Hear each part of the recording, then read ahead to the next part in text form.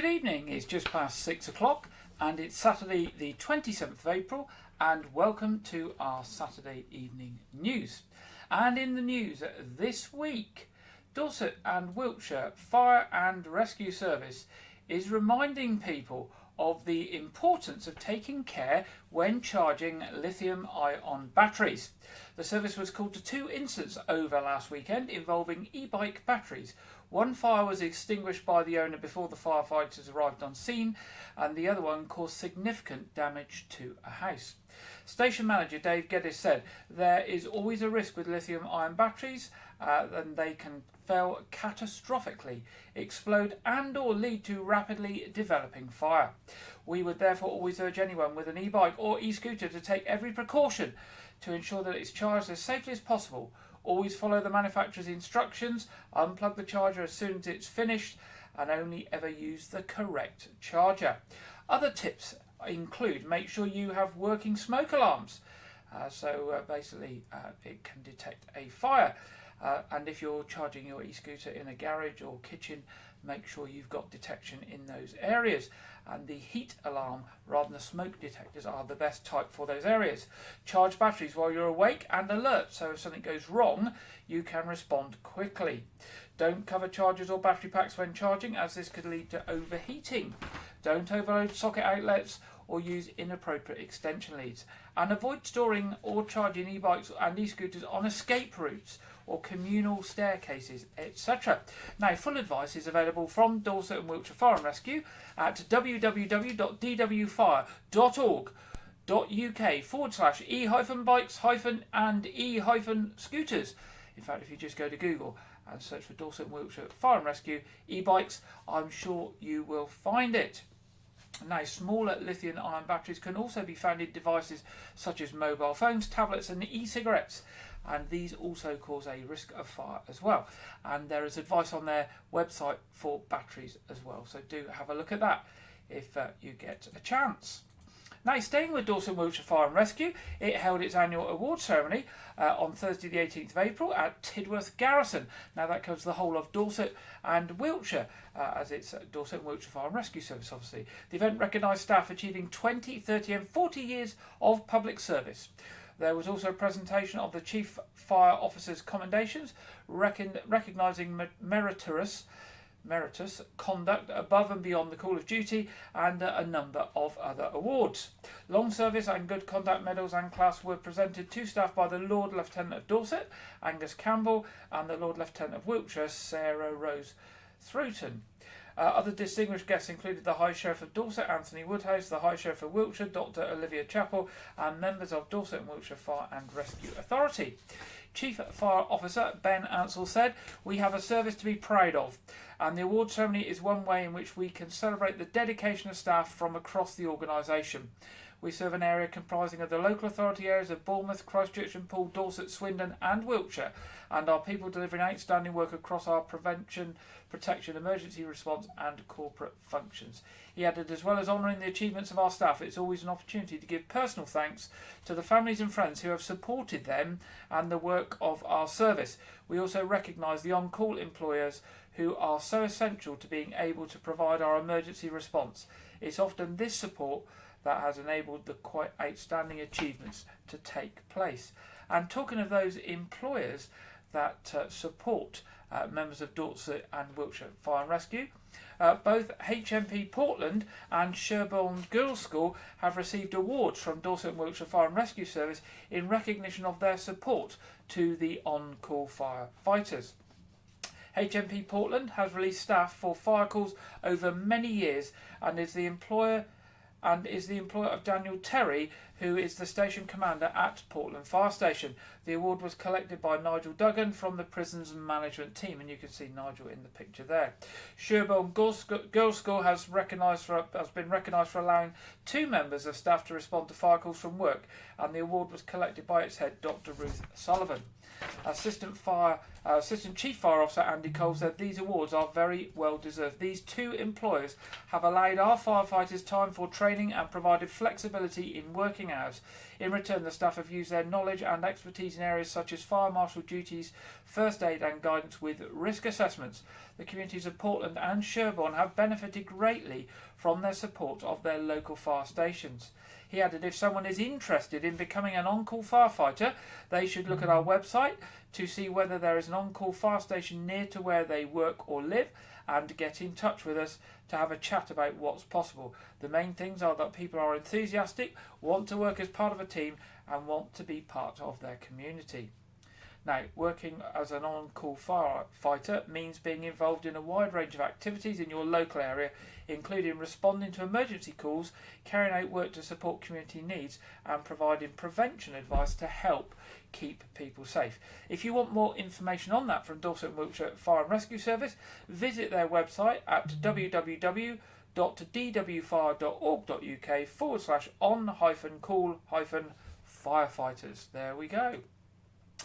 Now, Dorset County Hospital Charity has announced its delight that Kate Adie has been announced as its appeal patron for the charity's £2.5 million emergency and critical care appeal.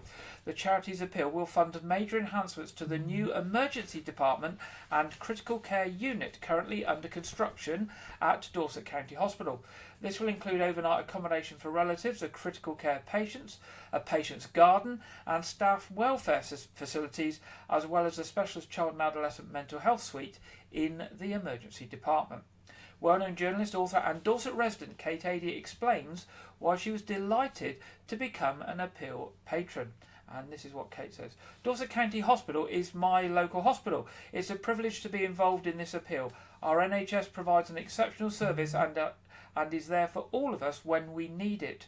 Throughout my career, I've witnessed firsthand the extraordinary work of emergency and critical care teams around the globe.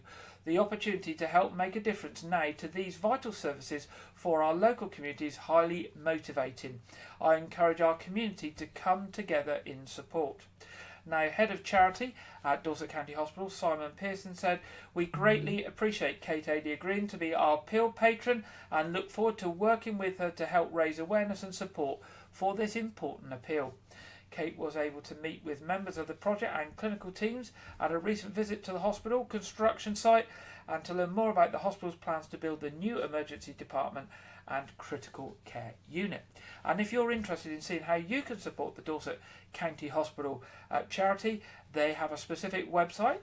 It's www.dchcharity.org.uk. www.dchcharity.org.uk. Now, round 7 of Dorset Council's Community and Culture Projects Fund is open for new applications. Not-for-profit groups meeting eligibility and funding criteria can apply for a grant of up to £5,000. Dorset Council will fund up to 80% of an applicant's total project costs, with the expectation that those applying demonstrate how the remaining 20% will be covered through additional grants, sponsorship, fundraising or contributions from partners. The grant fund is for one-off events, activities and specific cultural, sports and community project-based work in the Dorset Council area only. For applicants from the arts and heritage and accredited museum sector, projects will need to meet one or more cultural outcomes in the Dorset Cultural Strategy, which is available on the Dorset Council website. And priority will be given to applicants that target marginalised and underrepresented groups. New and emerging groups who are less than 12 months old can also apply for a smaller grant of up to £1,500. You can find out more at the Community and Cultural Project Fund website or webpage on the Dorset Council website. So if you search for Dorset Council Community and Cultural Project Fund, you'll get to their website. If you want any specific questions answered or want to check if your charity or project is eligible, you can email communities@dorsetcouncil.gov.uk. That's communities@dorsetcouncil.gov.uk. Now, applications need to be in by midnight on Sunday the 9th of June. Midnight on Sunday the 9th of June, and you are advised that any late applications will not be considered. They need to be in by that deadline. Now, officers from Dorset Police are appealing for witnesses or anyone with information to come forward as they investigate a robbery in Weymouth. At around 8:30 a.m. on Wednesday the 10th of April, the victim, a local man in his 20s, was pinned against a wall by a man in New Street and his wallet and bank card were taken. It's reported that the offender then made off in the direction of Bond Street towards the NatWest Bank. The victim's bank card was later used to make several fraudulent transactions. Fortunately, the victim did not sustain any injuries. The offender, who is known to the victim, is described as aged in his mid-20s, 6 feet tall, of heavy build with short brown hair.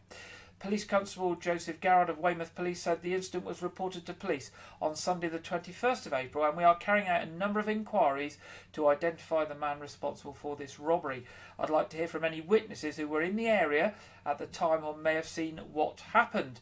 And as usual, if you've got any information for Dorset Police, you can contact them direct on 101 or anonymously via the Crime Stoppers charity on 0800 555 111. That's 0800 555 111. Now, the Secretary of State for Business and Trade, the Right Honourable Kemi Badenoch, visited West Dorset on Wednesday the 24th of April to meet with small business owners across the constituency and members of the Dorchester Chamber of Commerce. The question and answer session was hosted by Chris Loder MP at Kingston Moorwood College, with discussions on topics including civil service red tape for small businesses, council tax and investment in rural areas. Mr Loder said it's great to have the Secretary of State for Business and Trade, Kemi Badenoch, join us today in West Dorset, showing her support for small businesses in West Dorset. Small businesses are the backbone of our local economy, and I'm pleased that so many small business owners got the chance to speak with Kemi. With 97% of our local businesses being small or micro-sized, it's critical that we support our local business owners, and the Business Secretary backs my continuous campaign. Now, Dorset charity Weldmar Hospice Care has set itself an ambitious target of reaching £250,000 during a 30-hour-long fundraising marathon, which sees donations made by the public doubled. Weldmar provides specialist care in Dorset for adults with a range of life-limiting illnesses such as cancer, heart disease and motor neurone disease, but spiralling costs and increased demands means it currently needs to raise £27,500 every day to keep their services going. I'm going to repeat that figure again. Weldmar Hospice, to provide the service to us, the people of Dorset, need to raise £27,500 every day to keep their service going. Now, the Making Every Moment Matter campaign, which starts at 10 a.m. on Sunday the 19th of May, sees contributions by members of the public, organisation and trust funds matched by other generous donors. The launch of the appeal follows a debate in the House of Commons on Monday evening, which, says West Dorset MP Chris Loder, praised the work of the charity, saying, "We cannot speak highly enough of our hospice. We value the Weldmar team so much," adding that he remains entirely grateful for the care given to his aunt a number of years ago. Mr Loder quoted from the All-Party Parliamentary Group report into hospice funding published in January this year, which says, despite statutory guidance, integrated care boards commissioning of hospice services is currently not fit for purpose, and the value they provide for individuals and the wider health system is at risk. And it's the integrated care boards that are now responsible for contracting for local services, replace things like the Dorset Primary Care Trust or the Clinical Commissioning Group, so that it's now done by the Integrated Care Board. The charity estimates that the cost of providing care will be around £1 million more than they are able to raise through fundraising and their charity shops in this financial year. This predicted shortfall is the equivalent of the cost of end-of-life care provision for 438 local people. Making Every Moment Matter will last for 30 hours to reflect the 30 years since Weldmar first opened the doors of their inpatient unit in Dorchester. Since then, almost 25,000 patients with a life-limiting illness have received care, with specialist community nurses, hospice at home and other services extended across Dorset. And as well as providing care for the patient, Weldmar Hospice Care also provides practical and emotional support for loved ones and family members. Now, if you want to learn about that special fundraising event over 30 hours, pop along to this website, weldmarhospicecare.org wellberehospicecare.org/moments, MOMENTS, wellberehospicecare.org/moments. Now, Dorset and Somerset Air Ambulance has also launched its latest fundraising initiative, Brew for the Crew. Brew for the Crew is a self-led fund, corporate and community fundraising activity which anyone can get involved with. It's an opportunity to get friends, family, colleagues, or even the wider community together for a catch-up, a good old cup of brew and some lovely treats, while fundraising to help the charity continue saving lives across Dorset and Somerset. It's free to sign up. By doing so, you'll get everything you need to promote your event and make it a success, as the charity has created a number of downloadable resources to help. You'll get access to a fundraising pack full of tips and ideas, resources such as template posters and invitations, and other materials such as cake recipe cards, cake toppers and bunting. I'm sorry about that beeping in the background. That's our emergency battery backup that decides every couple of weeks to do a test.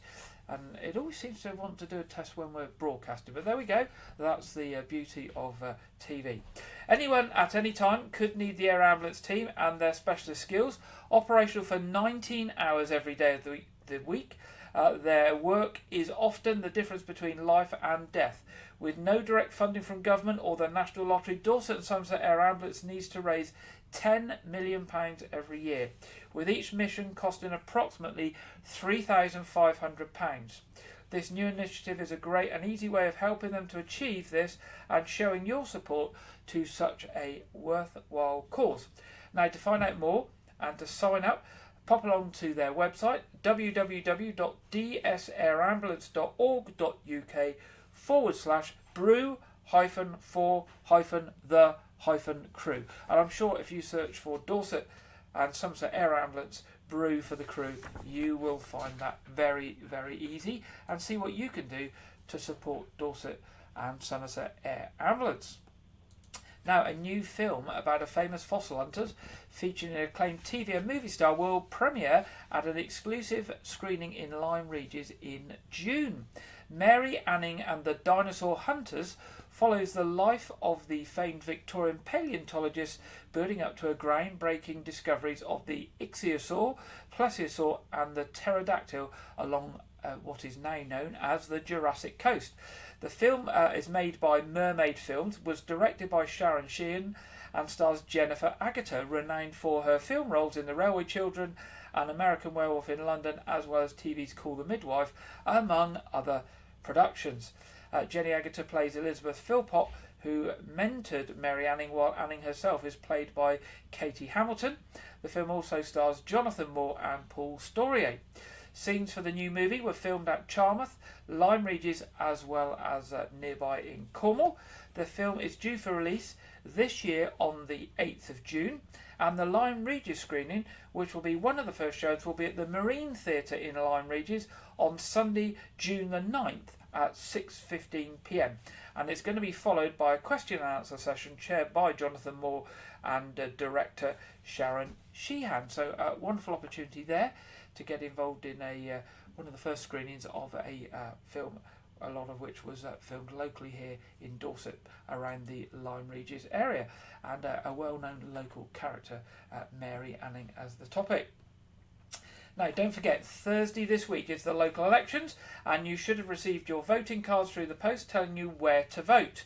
Polling stations are open till 10 p.m, and you'll need to take photo ID, such as a photo driving licence, a blue badge, disabled badge, or a passport to meet the new legal requirements. Now, if your passport's out of date and it's expired, you can still use that as long as it's still a true likeness, the picture. So don't forget, that's Thursday this week.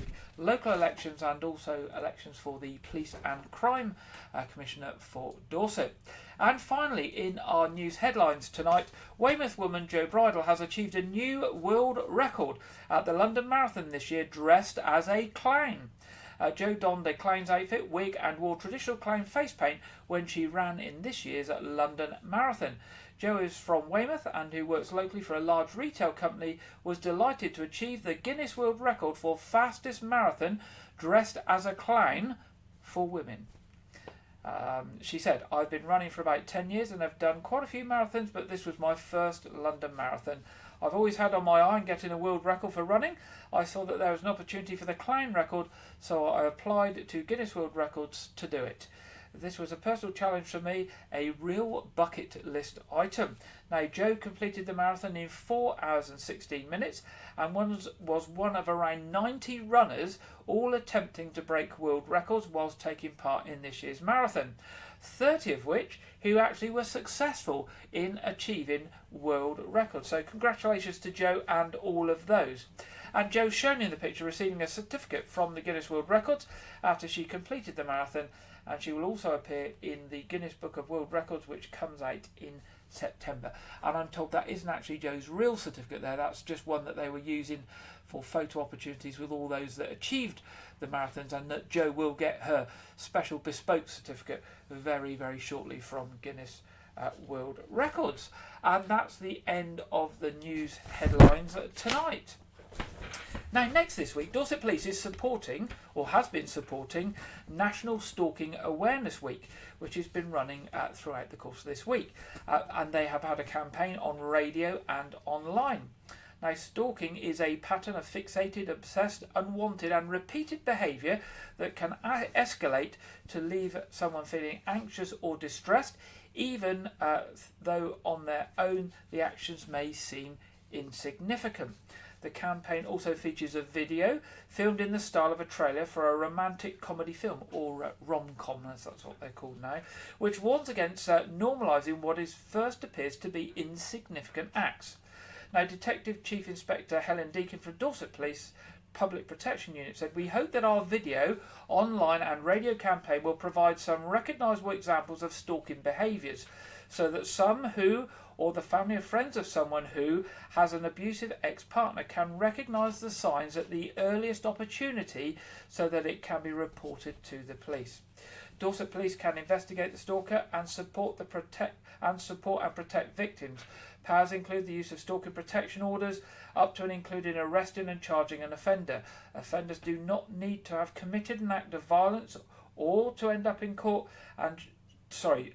they don't need to have committed an act of violence to end up in court, and should not be under any illusions that their obsessive behaviour is in any way romantic or reciprocated by the victim." Let's have a look at that video from Dorset Police now. With you, This summer, I can be sad with you. Just take my hand. Cupid's got his work cut out. Have a nice weekend. But every time I bring you to a restaurant, this is exactly what you do. But Jack isn't giving up. I wanna stay with you. It's gonna take a grand gesture. I love the way that What can I feel? A leap of faith. let's run up through the fields to where the sun shines And a little help from her friends. Please stop it now. To win his girl around. Rose and Mary. Hello.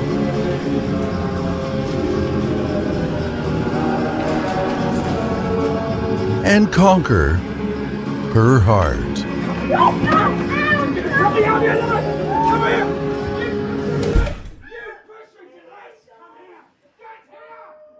Life isn't like the movies. Let's stop normalizing stalking. If you notice this type of behavior, record it and report it before it escalates further. There are 4 ways to identify stalking. Fixated. Does the person find different ways to get your attention or become part of your life? Obsessed. Do they always want to know where you are, what you're doing?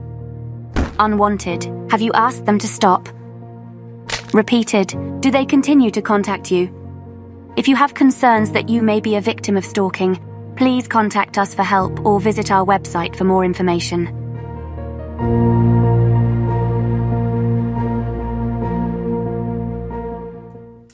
There we go. Good little video there from Dorset Police and Dorset Police and Crime Commissioner looking at stalking and unwanted behaviour. Now, to find out more about stalking and harassment and how to report it to the police, go along to Dorset Police website and look for stalking and harassment. So if you type Dorset Police stalking harassment, you will get to a web page that's got all sorts of useful information on there about reporting those sorts of things. There's also a national stalking helpline on 0808 802 0300. So that's 0808 802 0300.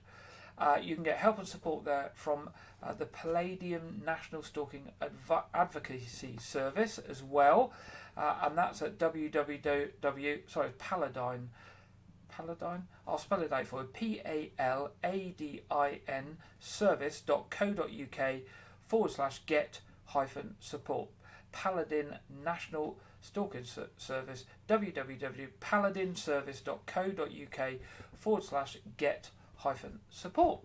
There we go. That's stalking and harassment, and it's those little things that build up a pattern and progressively get worse. So recognise those patterns and report it. Now it's time in today's programme for our film review and preview, and it's time to go over to Andrew Wright. Welcome to White Regis TV film review and preview. I'm Andrew Wright. Last week was the release of Zack Snyder's Rebel Moon sequel. It's a Netflix original film, and this film was titled Part 2 The Scargiver, so it was released straight to Netflix. I believe Part 1 had a limited theatrical release, but that's beyond me. The film stars Sofia Boutella as Cora, a former Imperium soldier who has rallied warriors from across the galaxy to fight against the Motherworld. The film also stars actors Djimon Hounsou, Ed Skrein and Anthony Hopkins. The Rebel Moon films have previously received criticism for being rip-offs of films that famously inspired Star Wars, so Seven Samurai, Magnificent Seven, sort of Samurai, The Hidden Fortress, etc. But it was also crucially been labelled as a rip-off of Star Wars itself. I reviewed the first film back in December, where I just called it long and boring. For this second film, it was somehow even worse. It was just long, boring, and actually pretty painful to watch, because you just kind of have no idea what's going on, or you don't actually care. So I gave part 2, 1 star out of 5. Sorry. This week saw the home video release of the supernatural horror film Night Swim. The film stars Wyatt Russell and Kerry Condon, and revolves around a suburban family who moves into a new home following a challenging personal period, only to discover that their backyard swimming pool is haunted. By what? I have no idea. Can't explain it. I was quite excited for the film because it's the first film released after the merger of major horror film companies Blumhouse and Atomic Monster, and I'm actually quite big fans of their filmography. So Blumhouse has done stuff like Purge and then the Halloween sequel trilogy, and then Atomic Monsters run by director James Wan, so they've done like the Conjuring universe, Insidious, and the Aquaman films, so that's kind of big. And both producers previously teamed up on the horror movie to produce the horror movie Megan last year about the dancing robot AI doll, which got off the whole merger conversation. And so they're both producers on this film. It's directed by a first-time director who is based on that director's short film that he did a decade ago, which I have no knowledge of, so don't ask. This was my first time watching the film because I didn't see it in the cinema, and I was actually a bit underwhelmed. The film just felt, I don't really know how better to describe it, it just felt kind of stale. It doesn't really do anything special or out of the box, and the performances are stale. But I was actually impressed by the directing and cinematography because it actually looked really nice and I felt it elevated the film. So I initially gave it 3.5 stars, but I took a second look at my review and gave it changed it to a 3-star review. So it's a 3-star film. That's all I have for this week, but be sure to check back next week where I'll be reviewing the anime film Spy Family Code White, because I'm seeing it this weekend, and depending on how things work out, I'll definitely be previewing it, but I might be reviewing the new David Leitch action film Fall Guy starring Ryan Gosling and Emily Blunt. Now back to Gary in the studio. Thank you very much there, Andrew, and we'll be back with Andrew next week to hear about those films he's hoping to see during the week. And now it's time to go to the Met Office for the weekend weather forecast. And this weekend we are joined by Marco Patagno. Marco Patagno from the Met Office. Here we go. Hello, here's your latest weather update from the Met Office. I'm Marco Patagno. We've got a cool and showery weekend in store across the UK. In fact, across the central part of England into parts of Wales, it's generally cloudy with some more persistent outbreaks of rain, at least for a time, because that will tend to turn more patchy as we head towards the evening. Towards the south and southwest, slightly brighter skies, but we could see a scattering of heavy showers, particularly towards the southwest of England. And towards the north and northwest across Scotland and Northern Ireland is a case of sunshine and scattered showers. Wherever you are, temperatures are struggling for the time of year, given an east to northeasterly breeze, no higher than 11 Celsius towards the north and northwest, perhaps peaking towards the south and southeast at 13 or 14 degrees. 14 in London there is 57 in Fahrenheit. As we go through the evening and during the overnight period, the showers towards the north and west will start to ease. We'll see more in the way of clear spells around, whereas towards the south and east, outbreaks of more persistent rain moving up from the south, some of it turning quite heavy, especially during the early hours of Sunday. But with the clearer skies towards the north and northwest, it will turn quite chilly. We could see a touch of frost in places, some rural spots here dipping below freezing. Whereas towards the south and southeast, those temperatures hold up in the range 5 to 8 Celsius. As for Sunday, well, we'll see an east-west split in the weather. Outbreaks of rain affecting many eastern parts, some of it turning quite heavy at times. Notice for East Anglia, we could see slightly brighter skies for a time, setting off a few sharp showers. And towards the north and west, or out towards the west and northwest, I should say, a brighter day generally with a scattering of showers in places too. Once again, temperatures are struggling. Given that quite a keen breeze out towards the east, it will feel quite chilly here. Temperatures no better than 8 or 9 degrees in a few spots, and elsewhere, temperatures are below average, peaking at 12 or 13 Celsius, perhaps a local 14 towards the far south and southeast. 14 again is 57 in Fahrenheit. As we go through the evening on Sunday, rain will continue to work its way across northeastern parts of the UK. Quite a blustery and wet end of the day here. Elsewhere, those showers start to ease down. Still a few around, but with clearer skies, once again, it will start to turn chilly as we head into the early hours of Monday morning. That's pretty much it for me, but you can keep tuned to the Met Office forecast by following us on social media and subscribing to our YouTube channel. I'll see you soon. Take care. Bye-bye. Thank you. And Marco there for the weekend weather forecast, and just seeing what's happening here for the week ahead down on the south coast. Here we have it, mild again and sunny spells. Still possibilities of some thundery showers, but tomorrow looks to be the biggest chance of wet with just perhaps some humid and stormy chances throughout the week, but hopefully some sunny spells as well there, and a bit milder than it has been of late. So it doesn't look too bad this coming week. Now moving to our What's On this week. Firstly, Weymouth Pavilion. 3rd of May, Genesis Connected. 4th of May, the Sensational 60s Experience. And 11th of May, Eurovision Song Contest at Weymouth Pavilion. Now, I thought I'd dig into this and see exactly what is planned. It's Saturday the 11th of May at 7 p.m. You can mark it in your calendar, as they say from the pavilion. It's the ultimate Eurovision extravaganza. Prepare to be swept away on a wave of music, laughter and pure entertainment. Hosted by none other than Weymouth's very own dynamic Jamie Riding. Whoever Jamie Riding is. Sorry, Jamie, I don't know who you are. Renowned for his unforgettable performances in our 2023 Christmas pantomime, Snow White, apparently. So there's going to be thrilling competitions and endless banter. There's going to be the chance to dress up and get into the Eurovision spirit with glamour, glitter and glee. And it's an unbeatable deal for the whole family. It's only £2.50 for general admission, making it an affordable treat for the entire family, with drinks and bar snacks available to purchase at the bar to keep you fueled, and a fabulous all night long one event that you won't want to miss, they say. And you can book through, obviously, the box office as usual. So now that's box office number is 01305 783 225 or weymouthpavilion.com. Moving to the Knowth Fort. 4th to the 6th of May, Victorian Children's Weekend. 18th of May, that nuclear bunker tour is on again. 25th of May to 2nd of June, Pirates of the Knowth Fort.